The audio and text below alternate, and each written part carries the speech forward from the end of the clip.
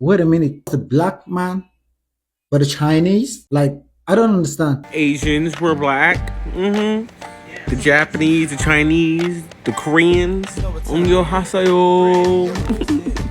If you are Asian, you are black.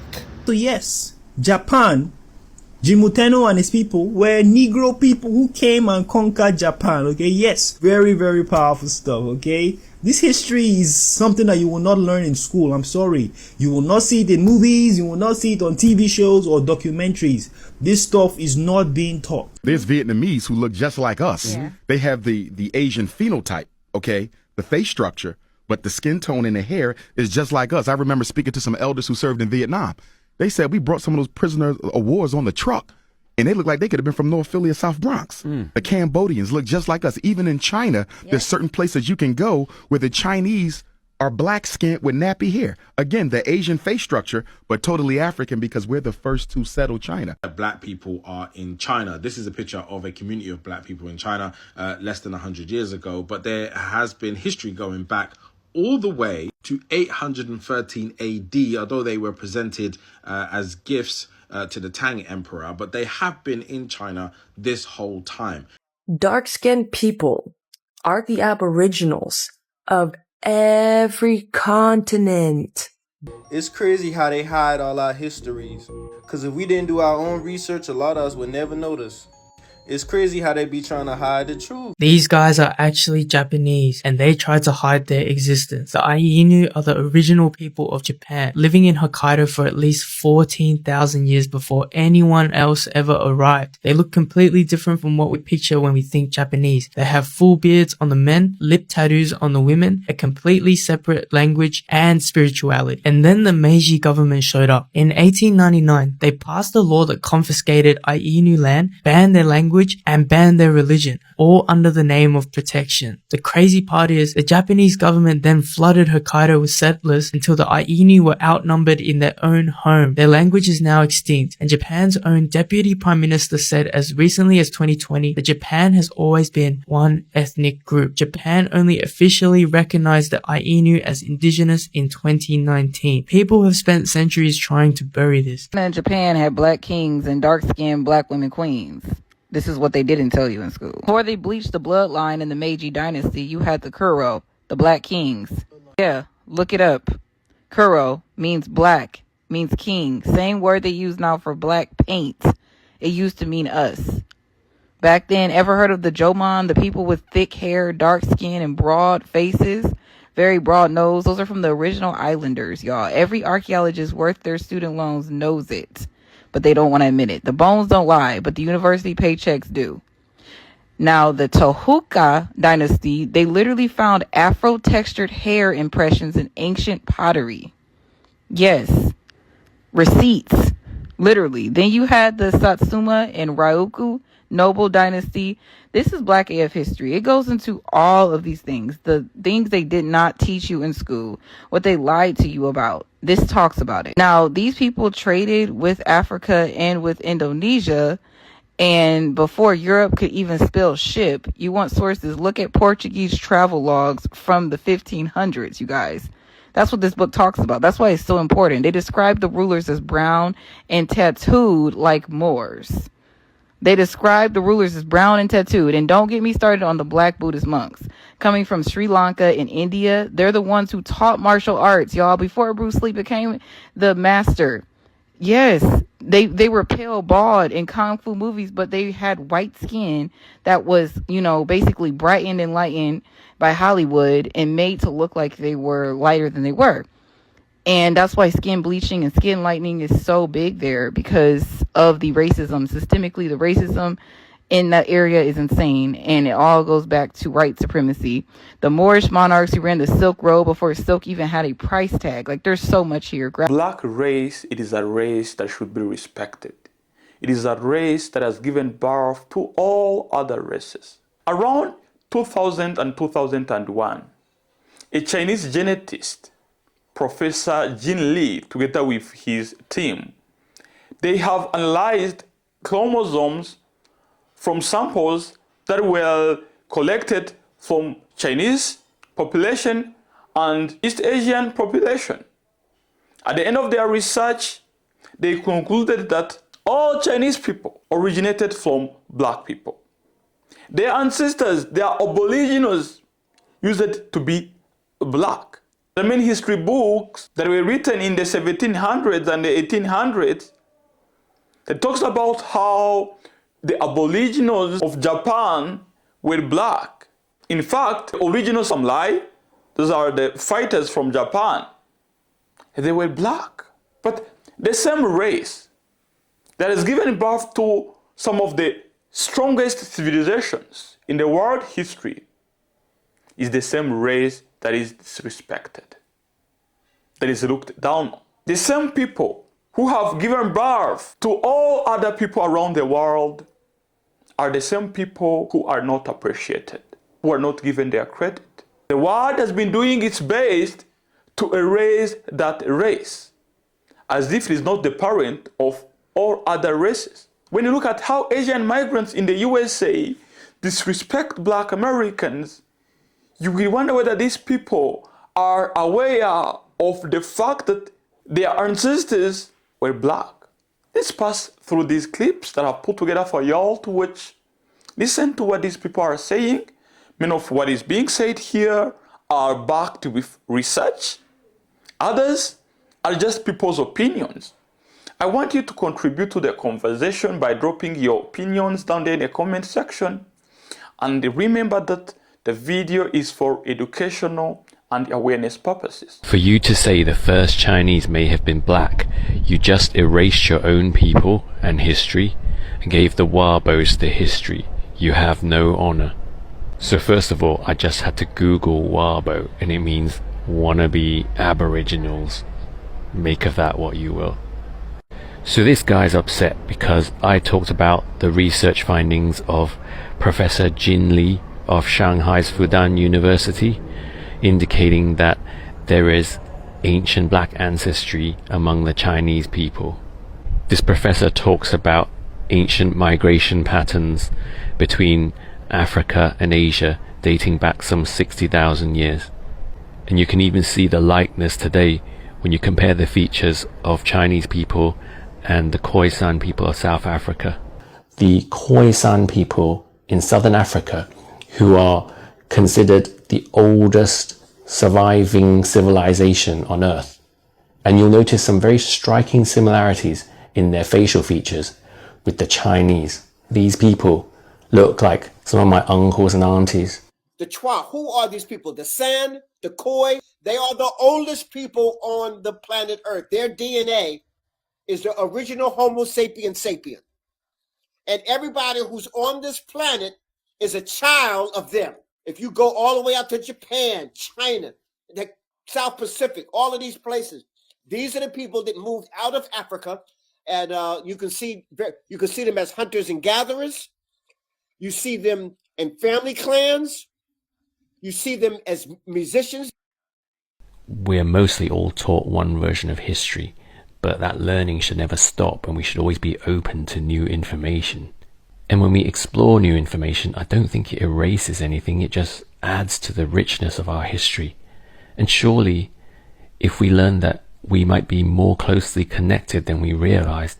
The original samurais were Negro people, guys. Very powerful stuff. Let's get started with this book right here on the screen. It's called The Epitome of the Ancient History of Japan by N. McLeod. Okay, this is a very old book, published in the year 1878, guys. Okay, let me put that right there so you guys can see. Let's see what this book tells us about the people, you know, who became the samurai. Okay, here we are on page 1 of the book. It's called Epitome of the Japanese Ancient History. Okay, so look at it right here, guys. The Empire of Japan is peopled by 3 distinct races. There are 3 races that made up the original Empire of Japan. Okay, the first one were these guys called the Ainu race, the aboriginals of the northern parts of Japan. Okay, so the second one is a little race, the aborigines or the aboriginals of the southern region of Japan, guys. Okay, so that's the second race, the second distinct race. Now the third race is the main people I want us to focus on in this video. Okay, they are called the Jewish race. Now if you guys don't know, Jewish people are Israelites, guys. Okay, and the Jewish race. But let's see what else this book calls them. The descendants of the princes, the samurai. Yes, these people are the ones that became the samurai, guys. Okay, so the Jewish race, the descendants of the princes, samurais, and the people of Jinmu Tenno. Very important name to not forget. Okay, because this Jinmu Tenno, he became the first emperor of Japan. Very important character. Okay, so let's see how another history book describes them, guys. Very important. Okay, the people that Jinmu Tenno conquered Japan with. If you look at the book, it's called Who is Who in Philadelphia, okay, by Charles Fred White. This book was published in 1912, guys, before World War One. World War One was 1914 to 1918. This is 1912, okay, 2 years before. So let's see what it says about Jinmu Tenno, okay, the man who brought the samurai, the Jewish race to Japan. Look at this. Here we are on page 197 of the book. Look at what it says right here. Very powerful stuff. It says, all Japanese cultures, religions, education, the Shindei language are distinctly Mongolian. Jinmu Tenno, yes, that man that I showed you in the previous book, who brought the Jewish race to Japan, brought Negroes with sun and fire worship from Mesopotamia and through Manchuria. Okay, he brought them where? To Japan, guys. Very powerful, but it's very important that you hear this. Jinmu Tenno brought Negroes, the people that were with him, the samurai, the Jewish race. They were Negro people. Yes, they were, worshipping sun and fire. That's most likely some paganism that has blended into their religion, guys. Okay, most likely. But it's very important that you see. In fact, let me read this bottom section because it's something very powerful there that confirms that the samurai that we read about right here, the Jewish race who were the descendants of the princes and the samurai, that those were actually Negroes. Look what it says right here. To be a good samurai, which is a fighting servant, yes, one must have half black blood in one's veins. Why? Why does one have to have at least half black blood to be a good samurai? Because the original samurai were the Negroes that Jinmu Tenno brought to Japan, guys. Those were the people, the Jewish race. They were the samurai. Very powerful stuff, okay? So this was an old proverb. Yasuke is the first black samurai. He was considered a rarity in Japan because of the color of his skin, his staggering height, and his strength. His presence caught the attention of Lord Oden Abanaga, also known as the Great Unifier. Yasuke would have arrived in Japan around 1543, around when Portuguese was doing trade with Japan. His dark skins caused quite a stir in Japan because it was the first time they have ever seen a man that height and a man that color. Lord Abanaga demanded his presence and demanded that he strip himself naked and wash his skin in front of him because they believed that he painted his skin with black ink. After Lord Abanaga realized that his skin was real, he praised his strength, his height, and his dark skin. He also gave Yasuke his name and taught him Japanese. Yasuke was given an honorable role of weapon bearer. After the battle of Tenmugazan, he also gifted Yasuke his own katana and his own residence. In June 1852, when Anaga was killed by the Akechi, Yasuke was set to fight Akechi Mitsuhide, but instead they said release Yasuke into the wild because he is no human. There was two different types of original Japanese people. Types of people that originally were in Japan. Because Japanese people alone are not supposed to be that pale skinned. They were never white. They were never white. Those Chinese people that came in, basically they killed all of them. They killed all of them. So when they came, and then they started, also like mating with some of the Japanese people there, then they keep becoming whiter and whiter and whiter and whiter. And man, yeah, dude. They erased their original history. Wow. Japan itself, its history itself is so like it has so much history that doesn't get talked about because now we see the Japan of today. And they covered it with Hello Kitty and Naruto.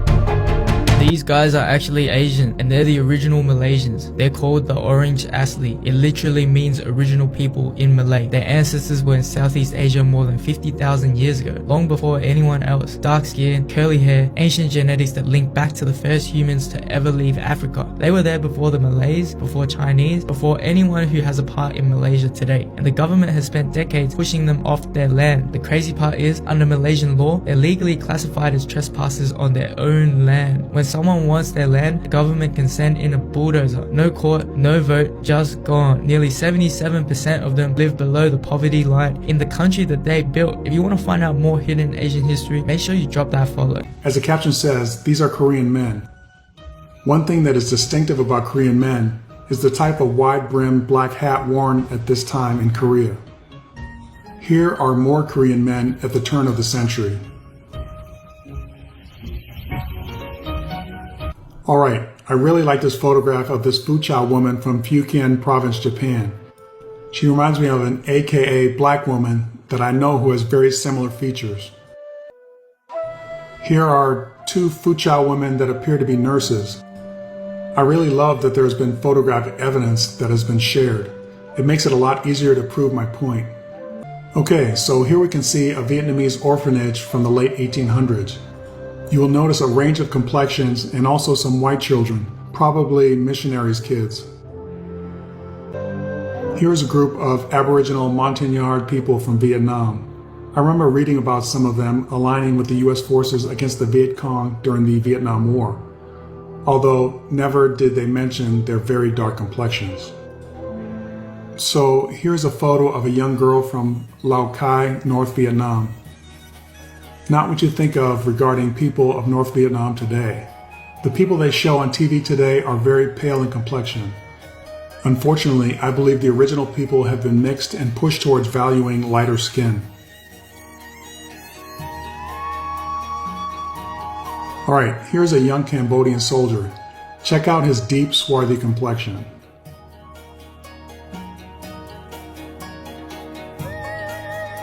Here are some more young male Cambodian soldiers.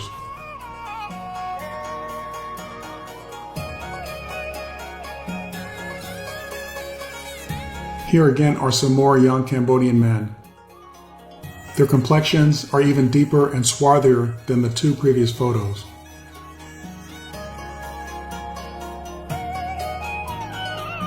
This was an interesting photo.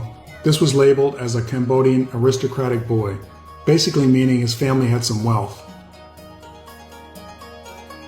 When Portugal was at the height of its rule, it decided to implement something that had never been done before in this world: a racial hierarchy. It created a system where the white people were at the top and the black people were at the bottom. So the darker your shade, the lower down you are. The lighter you are, the higher up you are. Because even during the time of, even during when the Romans had power, go look through history, you'll see there were people of all races. There's literally been more than one black Roman emperor. So in times of Rome, anyone could be a slave. Anyone could be free. It was not racial. There was nothing. So the Portuguese now instituted their system of racial hierarchy. That at that same time, they were out here spreading around the world. They spread around the world, and that their ideology of racial hierarchy was spreading around the world with them as they were spreading the system.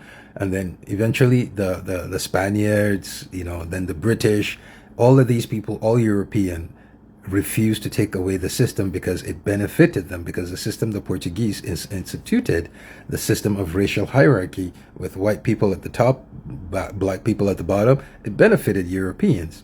Also, what it essentially did is for hundreds of years, hundreds and hundreds and hundreds of years, it created a global blanqueamiento, the la mejor raza, whiten the race, because what it did was booty call, nice. Sorry, what it did was every society back then, after coming into contact with the Europeans and whatnot, what it actually did was for the sake of your bloodline, for the betterment of your people, for the advancement of your family, it was in your best interest to whiten the race. Because if you had pride, black pride, and you kept your family black, guess what was going to happen? You and your family would remain at the bottom. You would never get good jobs. Like everything that was available for the good people, or good things that were available, was for whites. Everything that was available for people that shared your skin tone was at the bottom. So essentially, everywhere you went to, they went to Iranians did this, but the British solidified it. The Aryan mentality in India, everywhere they went to, they started instituting that thing. Because one of the things it did is it created a system of disunity within communities. So every community, suddenly, everyone looks alike, but suddenly now the lighter skinned ones are getting preferential treatment. Now, instead of you guys to unite and get rid of the British, you now have the lighter skinned ones that don't see a problem with it because life is good for them. But anyways, I'm just trying to explain, at some point, a vast majority of this world, Africans expanded, they went a lot of places. And yes, they went, don't forget, the, what's it called? Ethiopian, it used to be called the Ethiopian Sea. The Atlantic Ocean used to be called the Ethiopian Ocean or Ethiopian Sea. I can't remember. The Atlantic used to be called the Ethiopian Ocean. Is it Atlantic or Pacific? Well, no, I think it's the Atlantic. Atlantic Ocean used to be called the Ethiopian Ocean. So yeah, black people did travel. As far as we know, the oldest boat to ever be found in human history was found in Nigeria. It is currently in Yobe, in a museum in Yobe. So we know we traveled. We did all of this. The one difference is we never had a mindset of conquering. We never had a mindset of dominance. And because of that, this Portuguese, who European, DNA, whatever, Neanderthal, they have this mindset of dominance. They came in and instituted a system that has endured till today. Did you know that black people built the Great Wall of China? Before we get started, I would have to show you that there are black people in ancient China. This is my first source, W.E.D. Du Bois on Asia. And I quote, "In the earliest Chinese history, several texts in classical books spoke on these diminutive blacks. Thus, the Chu Li, composed under the dynasty of Chu, 1122 to 249 BC, gives a description of the inhabitants with black and oily skin. The prince Lunan, who died in 122 BC, speaks of a kingdom of diminutive blacks in southwest of China." This is my next source, The Heritage of World Civilizations. And I quote, "The Sakas had been displaced earlier in Sogdiana by another steppe people known to the Chinese sources as the Ayuche. They may have been driven from western China by the building of the Great Wall of China and or drought in the steppe. These people were under the leadership of the Kushan tribe. Next drove the Saka out of Bactria. Now, this group called the Saka was taken as slaves by the Chinese and forced to build a wall to keep out the other Saka." And I quote, "Yes, the ancient Chinese dynasties, particularly the Han and the Tang dynasties, took foreign slaves, which often included people of Saka, Scythians, and other Central Asian nomadic descent. Now that we know that these black people were called Saka, what does that mean?" This is my next source, Missing Links Discovered in Assyrian Tablets. And I quote, "The name Sakai or Sakai, Scythians, are probably derived from Issachar, or House of Isaac. These are the same people as the Anglo-Saxons, which is angelic sons of Isaac." This is my next source. "Our descent from Israel proved by accumulative evidence." Pause and read. This is my next source, Rediscovering Japan, Reintroducing Christendom. And I quote, "During the 19th century in the Crimea, many Hebrew epitaphs were found in the cemetery in the area of the Black Sea, ancient Scythia. For instance, one states that portion of the tribe of Gad, the tribe of Reuben, and the half tribe of Manasseh had moved eastward as far as China. For God said that he would move them eastward as well as westward. And just for the sake of it, this is the Russian icon. These people were Scythians. This is not because of the paint getting old. These people are black. Now, if there's one takeaway that I want y'all to take from this video, is to understand that black race has given birth to all other races. So we should be respected by those other races, because if it wasn't black people, we would not have other races. Black people are the aboriginals of all continents on the world. In Asia, black people are the aboriginals there. Oceania, black people are the aboriginals there. America, black people are the aboriginals there. In Asia, black people are the aboriginals. In Africa, black people are the aboriginals. And that is why your black people watching this video should not take any disrespect from those other people because their ancestors were black. And I know many of you are wondering, how did many Chinese ended up having light skin while their ancestors were black? This one idea that was brought by an African man in those clips, where he mentioned the effect of colonization. You see, before, black race was respected everywhere. In Africa, black people were able to build civilizations, Egyptian civilizations, Malay Empire, and many other civilizations that were very strong, that invented mathematics, that invented many things that are still being used in this modern world. In America, there were many empires, many kingdoms of black people, native black people in America that were there, that have built many things. In Asia, the first samurai people in Japan were black, so they were respected. But when colonization started, these white people invented what we call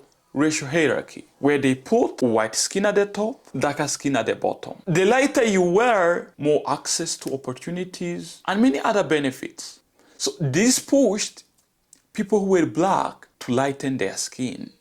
Many families started encouraging their children to marry to the white people, to the light-skinned people, so that they can whiten their skin. This happened in Asia, this happened in Latin America, this happened in America. So they were all striving to marry lighter so that they can whiten their skin and then erase blackness. And this was the impact of colonization, because these white people were telling them that if you're black, you're gonna miss opportunities. We're not going to hire you. We're not going to admit you into our schools. What else could these people do? They had to whiten themselves. This has affected many Latinos. That's how blackness started being disrespected. That is how black skin color started being considered as a curse. That is when many black people started hating their blackness. White people influenced the world to see black color as less than. What was the motive for these white colonizers to start telling these black people that their skin color is not good? These white people wanted to colonize these other nations of people of color. And they had no other reason except telling them that you are less than us, so you deserve to be colonized. They really wanted the reasons to oppress these other people, to show them that their oppression was valid. They were quoting many Bible verses to make sure that these people of color understand that it is right to be colonized. And another thing that I want y'all to understand is that the curriculum that many of y'all were taught in school was not full. There are many parts of the history that were excluded due to the benefits of some people. They didn't teach you about Native Black Americans who were reclassified as African Americans. And that is why I always encourage you people to read. I encourage you people to watch videos like this. I encourage you people to go on Google and do your own deep research to understand some of parts of the history that were erased, that you didn't know. Your black people are strong. You have built many civilizations around the world. You have won many wars around the world. You have invented many things, whether being in America or even other parts of the world. Many biblical figures who are mentioned in the Bible, including Jesus himself, were black. Now, what make y'all think that you are less than? What make y'all hate yourselves? What make y'all submit to your oppressors? They are not better than you. You are better than them because you have given birth to them. You are literally their parent. Their DNA, their genes, is a result of mutation of your genes. Then how can they convince you that they are better than you, black people? How can they? You have to research and understand the power that you carry and start respecting yourself. Start teaching your children to know their worth, to love their afro hair, to love their skin color, to embrace their race. And the moment y'all will start loving yourselves, we start seeing some good changes. Black is power. Black is beauty. So that was it for today, y'all. Let me know what you think about this video.